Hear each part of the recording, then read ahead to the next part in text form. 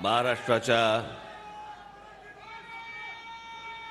सर्व भागातून आलेल्या माझ्या सर्व ग्रामपंचायत सदस्य आणि सरपंचांचं मी इथे स्वागत करतो।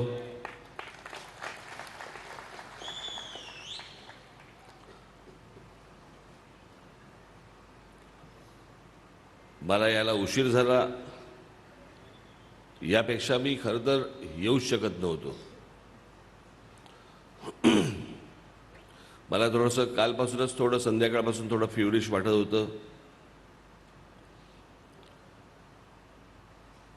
आणि आता मी सकाळी जेव्हा उठल्यानंतर माझे डोळेच उघडत नव्हते। मला इतका अशक्तपणा, आत्ताही अशक्तपणाच आहे। मी बाळा नांदगावकरांशी बोलत होतो।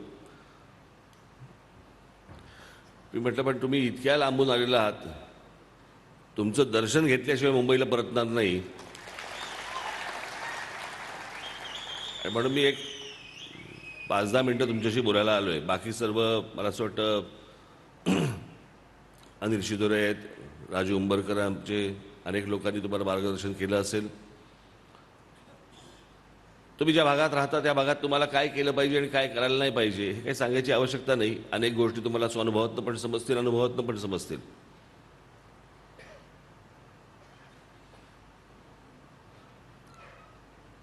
मग त्याचा निधी कसा वापरायचा, तो निधी कसा आणायचा, मग त्याच्यातनं कोणत्या योजना करायच्या, कुठच्या योजना करायच्या, या सगळ्या गोष्टी तुम्हाला ठाऊक नसतील अशातला भाग नाही आहे। आजची बैठक ही मला अनेक दिवस चालू होते की सर्वांना एकमेकांना भेटायचं आहे आपल्याला, आणि म्हणून मी एक दिवस ठरवला, म्हटलं तुम्हा सर्वांना बोलवावं, तुमच्याशी बोलावं, म्हणून हा आजचा दिवस ठरवला। तुम्ही त्या भागात राहता, तुम्हाला माहिती आहे तिथले प्रश्न काय आहेत, ते प्रश्न कसे सोडवायचे।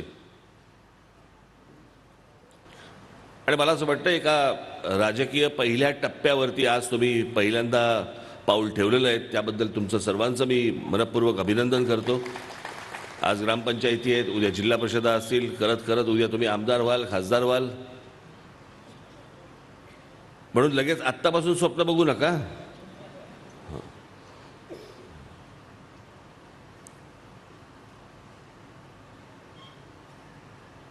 तुम्ही त्या भागामध्ये अनेक योजना आणाल, अनेक गोष्टी कराल, मला त्याची कल्पना आहे।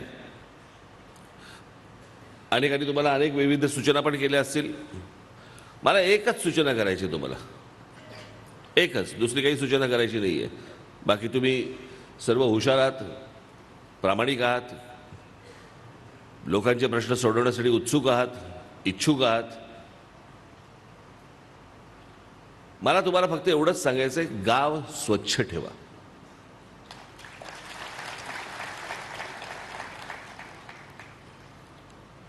आणि गाव स्वच्छ ठेवायला ना, तुम्हाला आठवत असेल मी आपण 16 मिनिटाची एक डॉक्युमेंटरी केली होती, पाहिली तुम्ही? आपण महाराष्ट्राचा विकास आराखडा जेव्हा जाहीर केला त्यावेळेला एक 16 मिनिटाची डॉक्युमेंटरी केली होती। त्याच्यामध्ये मी हा मुद्दामून विषय आणला होता की आपल्या आजूबाजूचा परिसर स्वच्छ ठेवायला पैसे नाही लागत, इच्छाशक्ती लागते। आणि जेवढं तुम्ही गाव स्वच्छ ठेवाल, तुमच्या आजूबाजूचा परिसर जेवढा स्वच्छ ठेवाल, तेवढी रोगराईपासून तुमची मुक्ती होते। मला वाटलं पाहिजे, छान वाटलं पाहिजे मला गावामध्ये की या गावामध्ये मी राहतोय, स्वच्छ, सकाळी बाहेर पडल्यानंतर आजूबाजूला सगळे परिसर। मी अशी गावं पाहिली आहेत, परदेशात तर पाहिलीच आहेत, पाहिली, आपल्या देशातही पाहिली आहेत।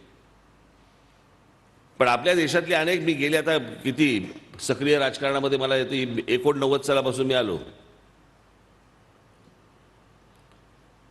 अनेकदा महाराष्ट्र फिरलो, उभा आडवा वाकडा तिकडा असा महाराष्ट्र फिरलो, अनेकदा फिरलो, अनेक गावात गेलो, अनेक तालुक्यांमध्ये गेलो।